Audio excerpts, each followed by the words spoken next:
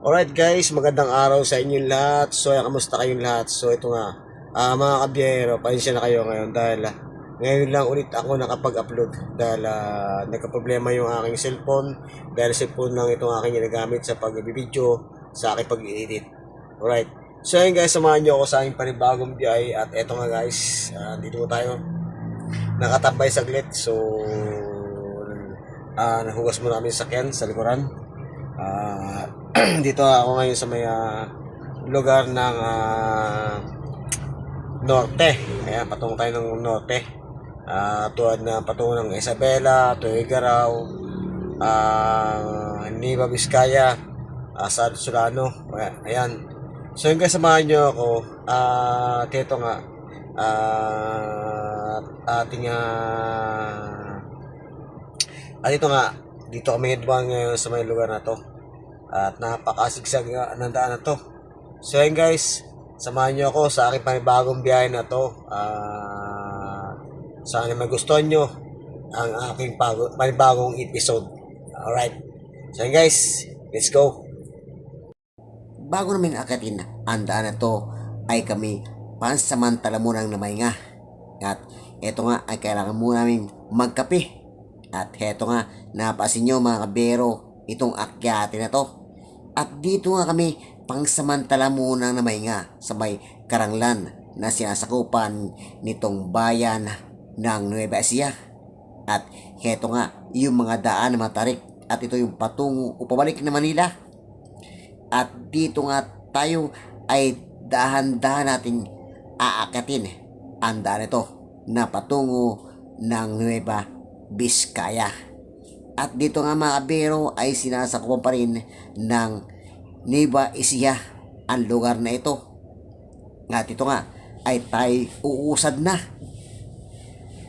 Medyo matarik ang daan ito na ating madadaanan. At dito nga natin masusubukan muli ang ating sakyan na to. Pero ito ay hindi tayo hihinaan ng loob dahil ang ating sakyan ay kondisyon. Ang ilang mga sakyan dito, yung mga ilang mga biyahero na bumabiyahe na patungo ng Isabela, Apari at Tuigaraw ay heto, pansamantala muna sila na mahinga at maaari silang umidlip pang samantala basta magpaalam lamang sa may tapat ng tindahan. At maaari ka rin ditong maghugas ng iyong sakyan dahil ito ay napakamura sa halagang 20 pesos lamang at maaari ka rin maligo at mag-CR dito.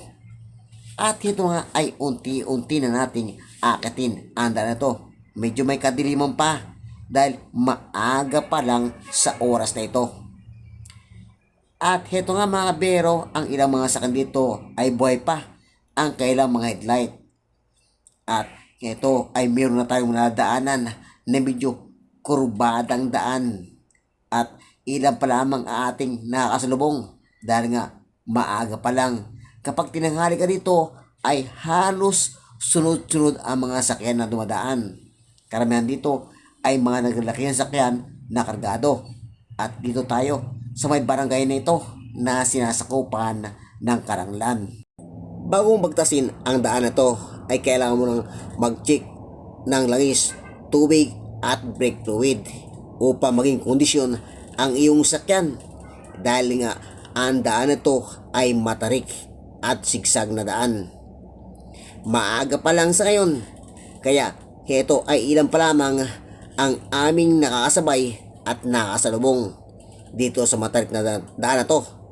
At dito na nga atin masusubukan ang ating sakyan. At tulad nga ng isang private na ito ay medyo alanganin ang kanyang pag-overtake. Mukhang delikado. At baka ikay madurog na mga naglalaki ang mga sakyan ito. Ang lupit mo pre. Sana ay wag mong gawin ulit kapag ikaw ay may nakasalubong na malalaking sakyan dahil baka ikay madurog o mahulog sa malalim na bangin na ito dito sa daan na ating tinatahak. At ito nga ay dahan-dahan kaming umuusad dahil mayroon kaming sinusundan na mahabang trailer na kargado. At ito nga yung meron pa kaming nakasalubong na kargado ring sakyan. Dahil bago ka mag-overtake sa lugar na to ay kailangan mo nang silipin o kailangang safe ka bago ka mag-overtake. At tulad nga ng isang sakyan ito, medyo delikado pa rin ang kanyang pag-overtake dahil mahaba ang sakyan na kanyang sinusundan. Baka siya ay maipit. At heto nga ay hindi muna ako nag-overtake. Pansamantala muna akong tumambay sa likuran ng sakyan na to. At bago ko nga simulan ang aking pag-overtake ay kailangan siguraduhin muna na walang sakyan sa kaliwang bahagi ko. At ito nga ay dahan-dahan ako nag-overtake sa mahabang sakyan na to dahil medyo ako'y nababagalan pa at muli kong bumalik sa aking sinusundan. At pagsapit naman dito sa isang truck na ito ay muli akong umalalay pangsamantala at pagkalipas ng motor na ito ay muli akong nag-overtake dahil karamihan dito ay halos pag-overtake ang aksidente. Upang maging safe ka sa pag-overtake ay kailangang mong silipin muna at huwag kang mag-overtake ng alanganin at huwag kang mag-overtake sa mga kurbadang daan dahil dito mo hindi nakikita ang iyong kasalubong. At dahil nga dito sa lugar na to ay mga sigsag na daan, matatarik at tulad nito ay kurbada. At kung ito ay gabi ay halos hindi mo ito makikita dahil dito ay medyo madilim. Kalimitan dito ang mga nag-overtake ay yung mga alanganin. Lalo na kapag ikaw ay mag-overtake sa may kurbada ay hindi mo makikita ang iyong kasalubong at magugulat ka na lamang ay nasa harapan mo na pala. At yun nga ang minsang nagkakaroon ng aksidente. At kalimitan din dito ay may nasisiraan sa mga alanganin tulad ng mga kargadong truck na trailer. At kaya nga kailangan maging mabilis ang iyong pakiramdam at iyong mata. At huwag mong pilitin kapag ikaw ay antok na. Maaari ka namang gumilid muna pangsamantala at umidlip kahit isang oras lamang. Dahil ang mga daan dito ay halos wala kang makikita na pantay kundi kalimitan ay halos mga sigsag na daan. At tulad nga ng truck na ito ay namahinga muna pangsamantala. At dito mo rin makikita ang mga ilang mga nagtitinda ng mga prutas at gulay. At eto nga ay hanggang dito lang ang boundary ng Karanglan dito sa sinasakupan ng Nueva Ecija. At umuulan pansamantala na kami bumabiyahe dito at medyo nga pasa ang daan na aming tinatahak. At dito na ulit kami sa mga karubadang daan ito. At dito sa kabilang bahagi ay halos matarik ang daan. Yung nga lang ay hindi ko nasilip. At ito nga yung mga ilang tindahan dito na aking nadadaanan sa kaliwat kanan. At kung ikaw ay mahilig sa mga gulay, prutas at mga panamya sa ulam na ilulutuin ay mayroon sila dito sibuyas at bawang na halos ay sako-sako. At ito ang sakyan na to na aking sinusundan ay halos usad pagong dahil sa matarik ang daan. At ito nga ay aking nasulipan pansamantala itong matarik na daan na halos ay napakapal ng bakod niya.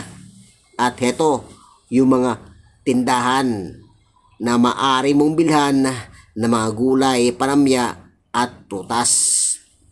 At kami dadaan nga dito sa may lagusang ito. Habang binabagtas ko ang daan na to ay naalala ko ang patungo ng Baguio, ang Marcos Highway. Halos magkatugma sila yung mga liko-likong daan at medyo matarik. At dito nga kami dumaan sa may lagusang ito.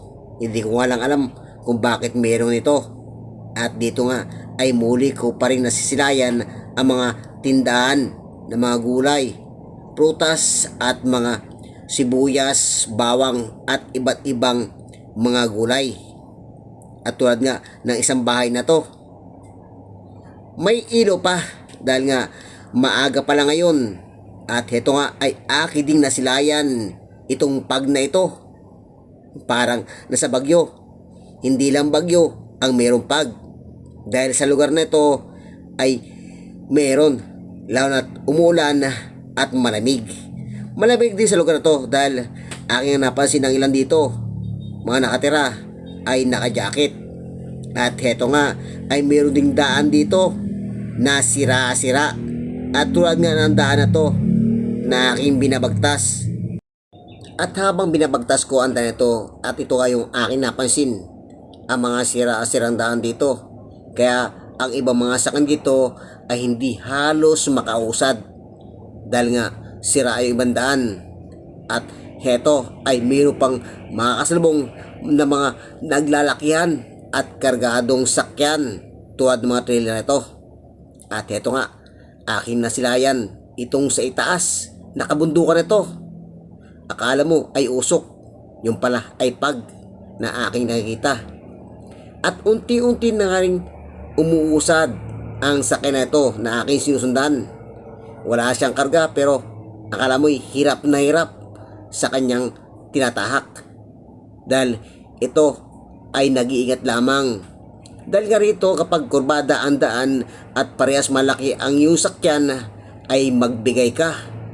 Dahil kapag hindi ka mabigay, malamang magkabuhol-buhol ang traffic dito.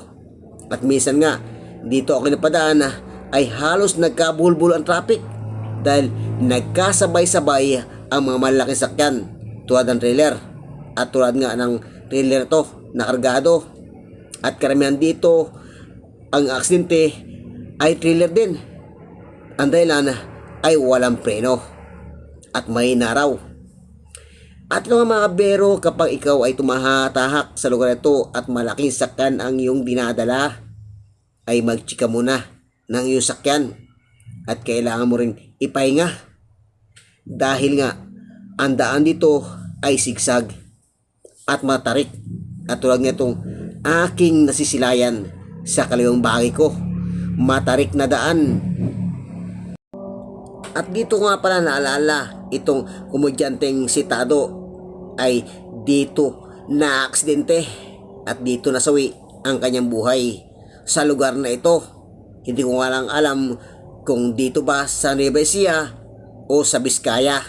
Dahil sa Biskaya ay medyo matarik na ang daan at tulad nga ng Santa Fe, mas matindi rin ang daan doon. At eto nga, atin na itong mararating ang Santa Fe na to. At akin yung susundan at akin yung inibertikan ang truck na ito dahil medyo may kabagalan. At ito nga, medyo madilim ang daan na aming tinatahak. At ito nga ay dahilan ng pag na ito. At ito'y tuloy-tuloy pa rin kami dahil hindi ako maaaring magpahinga. Dahil kapag ako nagpahinga ay tatangaliin ako sa aking pupuntahan dahil malayo pa ang aking puntahan. Pupunta pa ako ng Solano sa may Nueva Vizcaya. At dito na nga tayo sa kurbadang ito. At dito na natin makikita ang truck trailer na ito na kumukurbada. Medyo madulas ang daan dahil nga umulan ng bagya sa lugar na ito. Dito sa sinasakupan pa rin ng Nueva Ecija. At sa bandang itaas ay hanggang dun lang ang boundary nito ng Nueva Ecija. At ito nga ay medyo may kadiliman dahil nga sa lumalabas ang mga pag. Kapag umaga ay lumalabas ang pag at lalo na kapag umuulan at may kalamigan. At ang ilang mga sakyan dito ay buhay pa ang kailang mga headlight dahil may kadiliman. At dito nga tayo pang samantala munang umistambay dahil heto may parating na truck trailer na kargado. Buti nga lang mabait itong nasa unahan naming truck trailer at itong chopper na to. Nakaintindi siya dahil kung iba ay hindi ito magbibigay. At ito nga ay dahan-dahan kami umusad. Muntik na itong single motor na to nag-overtake ng alanganin. Durog ka sana sa truck na ito. At kapag ikaw ay nag-overtake ay huwag alanganin. Lalo na kapag kurbada, tsak ay durog ka. Dahil ang kalimitang dumadaan sa kurbadang ito ay mga truck trailer at kargado pa. At ang iba dito nga ay na-aksidente dahil sa biglaang preno. At dito nga tayo ay dahan-dahan ang umaakyat sa boundary nito ng Nueva Ecija. Hindi pa rin talaga mawawala sa atin mga Pilipino ang kamuti sa daan. Hindi nila iniisip yung aksidente. At minsan pa ay sila pa yung matapang at tumalabas na sila ang tama. At tulad nga ng motor na to ay halos wala pang helmet at safety sa katawan. At dito nga tayo ngayon sa may boundary na to. At dito na nga yung boundary ng Nueva Ecija at Nueva Vizcaya. At tayo nga ay papalusong na dito. At sa kanang bahagi na to ay dito yung mga checkpoint. At dito nga nakatambay yung ating mga kapulisan. At heto nga ay tayo'y lulusong na sa ibaba. At meron ditong medyo monumento na aking nakita sa kaliwang bahagi. At ito nga ay patuloy pa rin tayong nakikita natin yung mga madilim at medyo umuulan pa. At heto nga ay ito yung pinakamatarik na daan.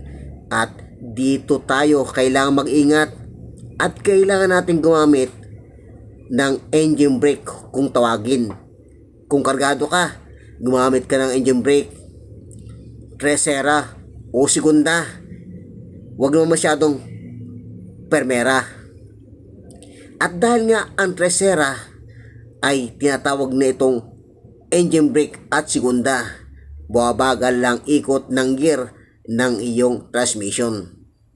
At heto, akin nasilayan ang matarik na daan ito. Kitang kita nyo, napakalalim yan sa ibaba. At kapag ikaw ay buwaba sa gilito ay iyong masisilayan. Baka ikay matakot.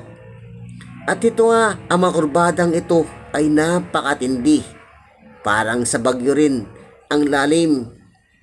Baka mas higit pa. Kalimitan dito ay mga kurbada. Halos wala kang makikitang mga pantay na daan. At heto na nga, tayo ay tuloy-tuloy na umuusad. Kapag walang preno ang iyong sakyan, tiyak dadamputin ka sa ibaba nito. Kaya huwag ugaliing mag-check ng preno at brake fluid. At ito nga ay aking sinusulipan ang gilid nito habang ako'y pababa sa daan na aking tinatahak. At kita nyo naman na halos pag ang aking nakikita. At medyo umuulan pa, kaya medyo basa ang daan. At ito nga, ang gamit ko rito ay tercera. At hindi ako magamit ng kwarta dahil medyo mabilis kapag palusong. At ganoon din ang kinta. Kaya ito ay pinagtiyagaan ko na lang na sundan ang coaching ito. At ito nga mga kabiyero ay patuloy ko pa rin napapansin ang mga pag na ito. Tilabay ako'y parang nasa Baguio. Ngunit ito ay sa Nueva Vizcaya. At tulad nga ng daan ito, kita nyo naman. At pasiko ang daan. Kung sa probinsya kung tawagin ay bito ka manok. At hindi na nga ako nag-antay pa. Inubertigan ko pangsamantala ang kotse ito dahil medyo ako'y nabagalan. Dahil kailangan kong magbadali ng sa kaunti. Dahil mag-umaga na. Baka ako'y tanghaliin na sa aking pupuntahan sa Nueva Vizcaya sa may bayan ng Solano. At heto nga ay ati pa rin nasisilayan itong mga pag na ito. At patuloy pa rin ako sa aking paggamit ng engine brake. At ito pa rin yung truck na ating susundan. At keto na naman, kurbada ang daan. Mas matindi sa ating nadaanan kanina sa Nueva Vizcaya. Samahan nyo pa rin ako sa aking biyahe dito sa lugar ng Nueva Vizcaya. At tayo nga ay nakalampas na sa lalawigan ng Nueva Ecija. Mas matindi ang daan dito, mas matarik, mas kurbada ang daan kesa Nueva Ecija. At ito nga ay tuloy-tuloy pa rin tayo. At ito pa rin yung sasakyan na ating sinusundan kanina sa lawigan ng Nueva Ecija. At ito nga mga bero, ang aking ibinahagi sa inyo ay ang mga sigsag na daan dito sa Nueva Ecija at sa boundary nito. At muli ko kayong babalikan sa mga sigsag na daan dito sa Nueva Vizcaya maging ang Santa Fe. At muli nyo ako samahan sa aking panibagong biyahe at tuloy-tuloy ito. At dito nga tayo muling babalik sa daan at mga sigsag na daan at mga tarik dito sa Nueva Vizcaya.